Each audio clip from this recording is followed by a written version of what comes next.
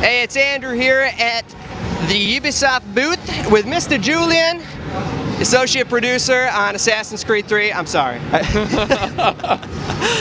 So we're pretty excited about seeing it. We saw one of the showcases last night, and the game, sir, I am extremely impressed. We're on Assassin's Creed 6, but it's Assassin's Creed 3. I really love how you're going to like the Revolutionary War era, the 1800s. Could you talk a little bit about why you wanted to go, I'd say, even more of an open environment than in previous games? Yeah, for sure. Well, for us, we're very excited about doing a game in America. I'm from Montreal myself, so it's good to be home in a certain way. And you can't possibly talk about the American Revolution or North America without talking about huge landscapes, right? At the time, they were virgin forests, big lakes, big mountains. So we had to include this open forest environment. It was obviously a big challenge for us because we were getting pretty good at making cities. They're back with Boston and New York this time around, but we always want to surprise players with new stuff. So this time we made the forest, which is a huge map. It's 2K by 2K. It's 1.5 times the size of Rome in Brotherhood, so it's really big. You can climb all the trees, all the rocks, and it's loaded with new gameplay stuff.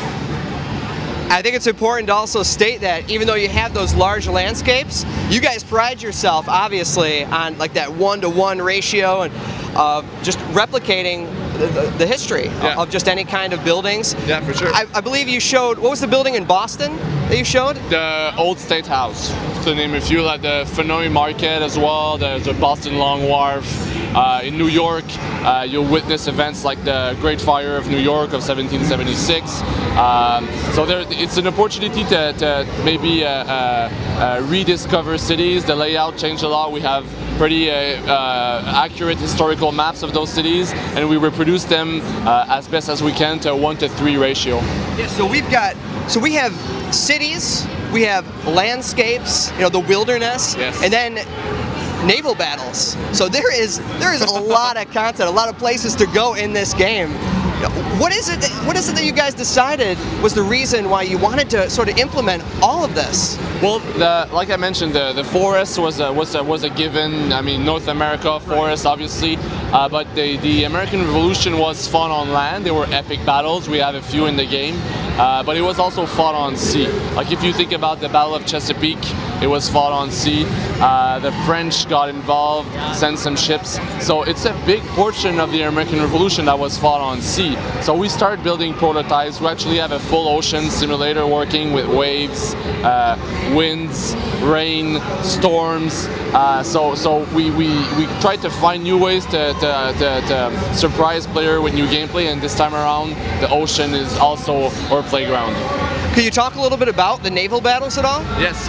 Basically, the approach that we have is that you control the boat from a third-person perspective.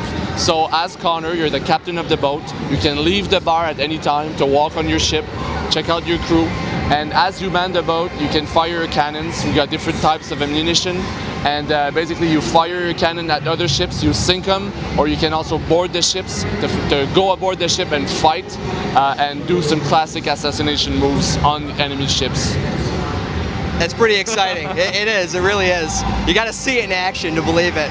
All right, so let's talk a little bit about the new protagonist, Connor. Yes. The half Native American, half British assassin. Yes, we love this guy. I mean, we've been building his personality and his quirks and his history for the past 2.5 years now, and I think we came up with a worthy new hero for the franchise. I think the fans, they love Ezio, they love Altair, and I think they will love Connor.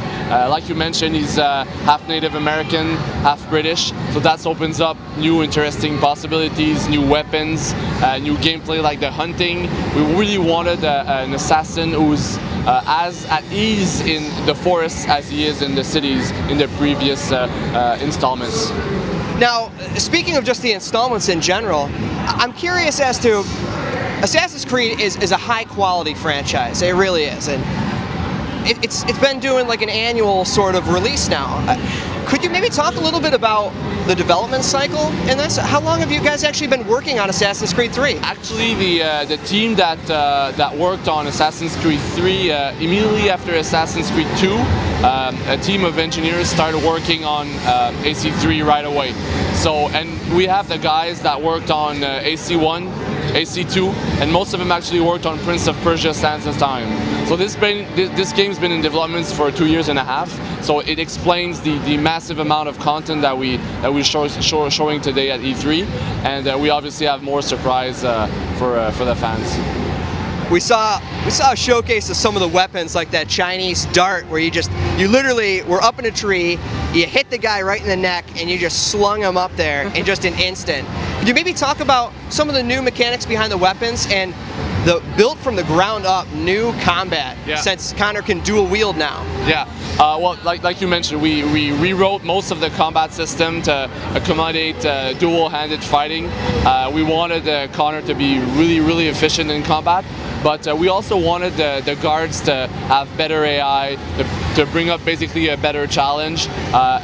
So we rewrote the whole combat system. The button input is a bit different, but I think the players will get used to it very quickly because it's way more natural. So obviously, like you mentioned, new weapons. The rope dart is one of them. We wanted to find a way, based on the tree navigation, to have a way to attack guards from a branch.